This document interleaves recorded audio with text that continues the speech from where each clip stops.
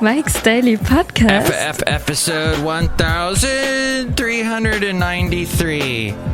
Getting oh so close to wonderful 1400. What happens at 1400? Nothing. But it's happy time for Mike here today to talk to you. I talk strange.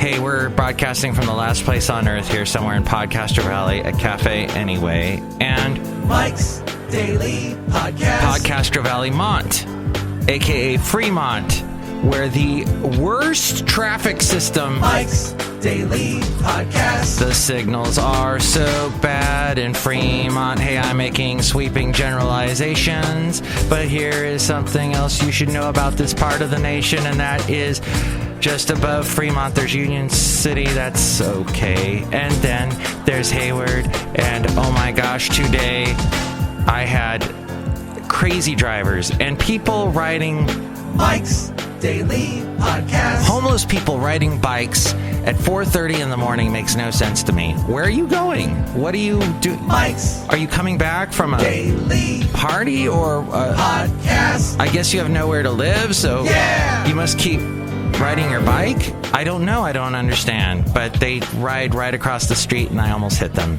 And that's not good. So that's where I live in the Bay Area. And I'm happy today that I am not getting food poisoning from drinking my smoothie like I did yesterday. So I put an apple in my smoothie yesterday. And look who just walked in.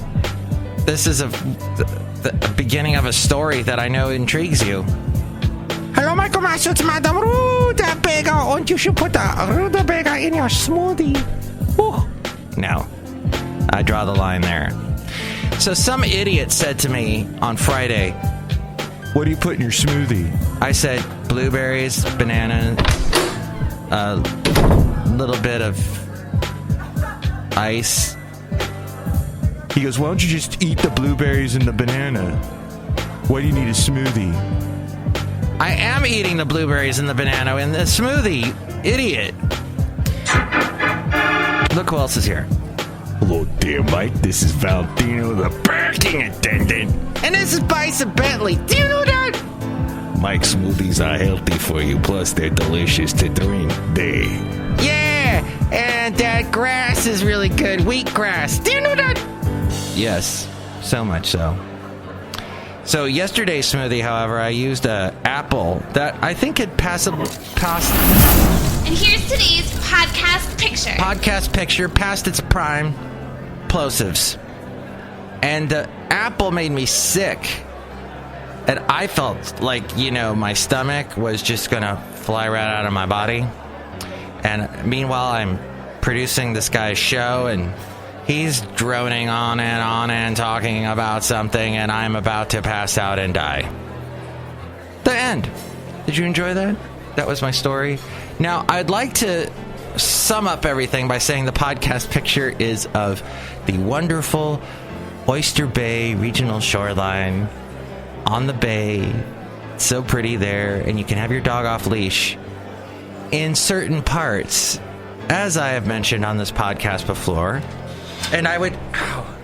hang on, let me grab something out of my phone while I'm telling you this. You can walk your dog there. As I walked the wonderful Basil the Boxer, he was with me, and he had a fun time. And it was kind of cooler there, because this was on Sunday, and we're trying to get cooler by getting close to the bay. And it was beautiful. And I took this picture. There's a sculpture there of a bunch of posts that are leaning as if they're falling over. But it's an interesting artistic ensemble. And you can see that picture now at MIKEs-DAILY-PODCAST-1393-Emoji, as well as the bay behind it. I don't know. I like scenery pictures, as you can tell. That's why I put them on the podcast. And I tell you about them on the podcast. And I have a podcast picture. And you can find all those podcast pictures, too, on Instagram. I have an Instagram. Look for me, MIKEs-DAILY-PODCAST.com. Why can't we be friends? I'll tell you who I'll never be friends with. Michael Hall and John Silveria. Michael Hall, not Anthony Michael Hall, but he might, he's like a mean jerk like Anthony Michael Hall plays nowadays. He used to be the cute teenager kid. Now he's always this gruff ex-military weirdo in every TV show he's on. But Michael Hall and John Silveria were the two policemen that gave me a $300 ticket because I had Basil off leash. This happened 3 years ago on New Year's Day, and I'm walking Basil the boxer. We are over. There's a sign when you walk into Oyster Bay Regional Shoreline that says dogs can be off leash. Okay, well, as soon as you go all the way to the end of the park and you're walking on the bike path, which surrounds the park, if you're walking around the periphery with your dog off leash, you'll get a ticket. Or I might have been the only one to ever get a ticket at the Oyster Bay Regional Shoreline from the stupid Michael Hall and John Silveria, which I went and contested the ticket not too far away from where I am here in Fremont, just down the street here at the courthouse. And they showed up.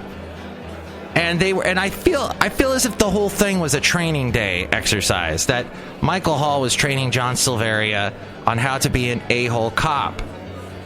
And so Michael Hall is there, and he's taller than crap. And John Silveria, and I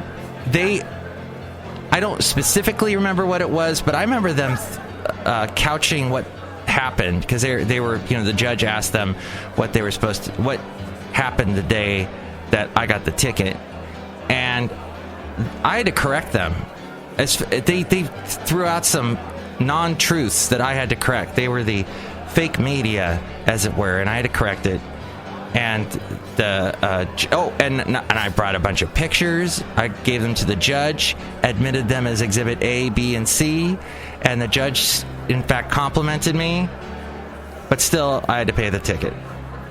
But thanks to Michael Hall and John Silveria, who probably never, ever, ever gave anybody a ticket with their dog off leash, except for me. So, the point being, MIKEs-DAILY-PODCAST.com, where you can see all the past podcast pictures, and maybe see a picture of Basil. He's on there as well, and there's the Oyster Bay Regional Shoreline is the latest podcast picture, where I was given that ticket 3 or 4 years ago. But now, MIKEs-DAILY-PODCAST.com, also where you can help us out through the Amazon link and through the PayPal. Click on that. And if you're going to buy anything on Amazon, click on that. And just click. Or tap with your phone, because we're also on your phone. We got a special cell phone, smartphone edition, if you look us up through your smartphone. So let's get to the segment that is called Wow Schatz Wow. Because, oh my gosh. Awesome. Mike, it's Mikey Fikey. Right. It's 5:43, and I got to get this show wrapped up. We got lots to get to. First, we'll just kind of zip through these. The latest GOP effort to repeal and replace Obamacare fatally wounded in the Senate last night when 2 more Republican senators announced their opposition to the legislation, strongly backed by the president. The announcement from Senators Mike Lee of Utah and Jerry Morgan of Kansas left the Republican Party's long-promised efforts to get rid of Obamacare reeling. It was reeling. Majority Leader Mitch McConnell announced that he will retreat and try to pass the more straightforward Obamacare repeal bill that Republicans approved while Obama was still in office and certain to veto it. That looks unlikely to succeed now that it could actually become law and unleash wide-ranging effects likely to frighten off senators. This according to the Associated Press. And Alan Fram and Erica Werner. I knew an Eric Werner in high school. He was a nice guy. He always wore very cool hats. I should consult him now, since I must wear hats to keep the sun off my bald head. Donald Trump's administration yesterday declared that Iran was complying with its nuclear agreement with world powers, but warned that Tehran was in default of the spirit of the accord and that Washington would look for ways to strengthen it. It was the second time Trump certified Iranian compliance with the agreement since he took office in January, despite criticizing it during the 2016 campaign as the worst deal ever.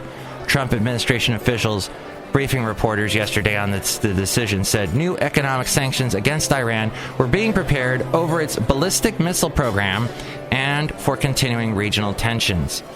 Meanwhile, Thousands of peeved voters are removing themselves from state voter rolls, according to Danilo Clark of NBC News, prompted by a fear that their personal information could be revealed by Donald Trump's Vote Fraud Commission. The number of those unregistered ranges from several thousand in Colorado to hundreds in Vermont and a handful in some other states. Several state officials told NBC News as voters mount a mutiny at the Presidential Commission on Election Integrity, which was formed in May to study vulnerabilities in the American election system. Trump is very upset that he thinks several million people were, despite the fact that I won. He won. He thinks that he lost the popular vote. And he thinks it's because a lot of people voted illegally.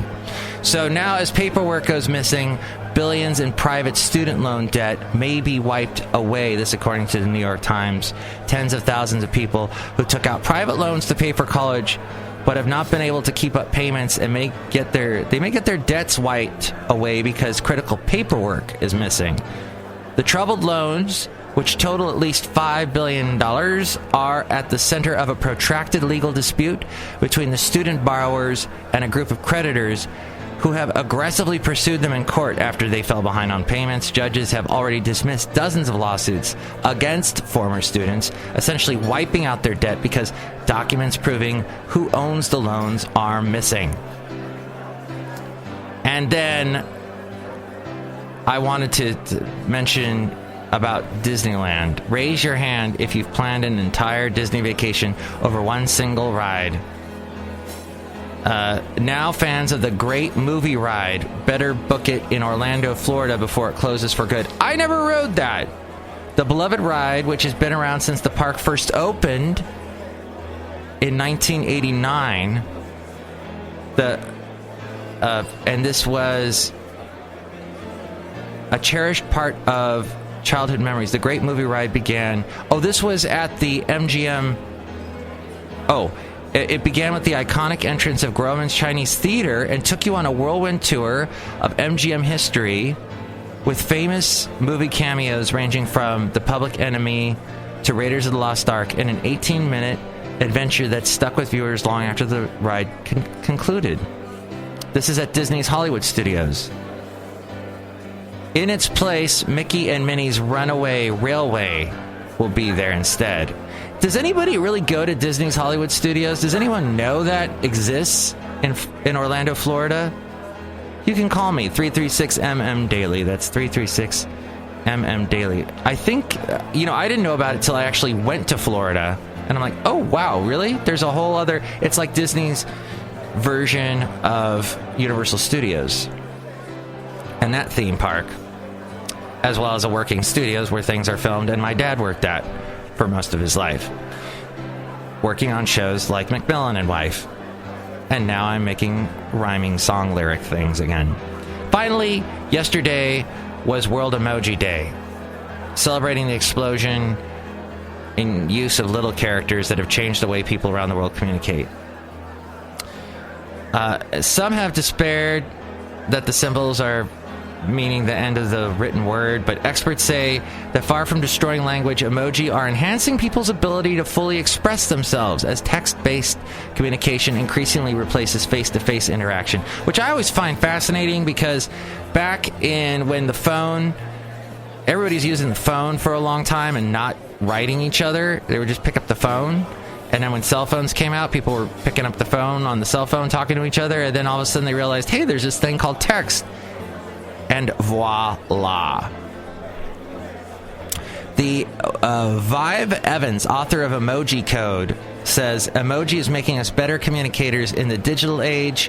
Saying that emoji is a backward step would be like saying when you speak to someone, you're not allowed to make any facial expressions. Humans regularly use their 43 facial muscles to produce more than 10,000 unique facial expressions. And Evans said one of the problems with digital communication when it relies purely on text is that this sucks out the empathy, the emotional expression out of the communication, so it can lead to miscommunication. This is where emoji comes into its own. It puts the body language back in so people can better read emotional intent. This according to USA Today in an article written by William Cummings. The meteoric rise in emoji's popularity over just a few years shows how much the world wanted a way to include those sort of indicators in text-based communications. 3.2 billion people currently are using with what's that statistic? I don't know. I hate statistics. If we go outside a cafe anyway, we're bringing Mike's Daily Podcast somewhere in Podcaster Valley. A lot of people use emojis, okay? That's the point. Hey, that was a great Wow Schatz Wow. I named that segment after my mom, because when I tell her something surprising, she goes, Wow Schatz Wow. I need to call her. Hey, call your mom today or someone that you love. How about that? Call them or send them an emoji. Send them a happy emoji, X emoji day to you.